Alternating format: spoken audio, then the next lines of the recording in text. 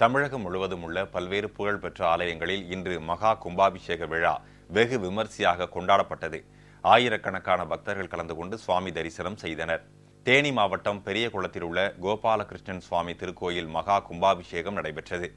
விசேஷ திருவாராதனம், அக்னிப் சனயம் உள்ளிட்ட பல்வேறு ஹோமங்கள் நடைபெற்றதை தொடர்ந்து புனித ஸ்தலங்களிலிருந்து கொண்டுவரப்பட்ட புனித நீர் கோபுர கலசங்களில் சிவாச்சாரியார்களால் ஊற்றப்பட்டது.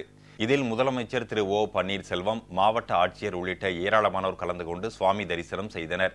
அரியலூர் மாவட்டம் கங்கை கொண்ட சோழபுரத்தில் உள்ள பிரகதீஸ்வரர் கோவிலில் 85 ஆண்டுகளுக்கு பிறகு இன்று மகா கும்பாபிஷேகம் நடைபெற்றது.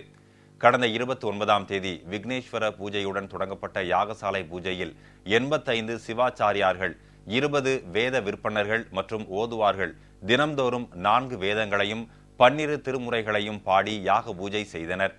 பூஜை செய்யப்பட்ட கங்கை புனித நீரை கருவறைக்கு மேலே உள்ள கோபுர விமானத்திற்கு சிவாச்சாரியார்கள் வேத மந்திரங்கள் முழங்க புனித நீர் ஊற்றப்பட்டு மகா கும்பாபிஷேகம் நடைபெற்றது.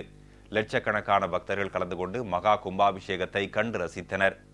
நாகை மாவட்டம் வேதாரண்யத்தில் உள்ள பழமை வாய்ந்த வேதாரண்யேஸ்வரர் ஆலயத்தில் கடந்த 1959ஆம் ஆண்டு நடைபெற்ற மாசி மக திருவிழாவின் தேரோட்டத்தில் தேரின் அச்சு முறிந்தது.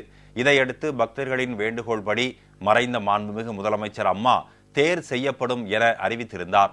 புதிய தேர் செய்யும் பணிகள் நிறைவடைந்ததை அடுத்து இன்று புதிய தேர் வெள்ளோட்டம் நடைபெற்றது. அமைச்சர் திரு OS மணியன் தேரை வடம் பிடித்து இழுத்து வெள்ளோட்டத்தை துவக்கி வைத்தார்.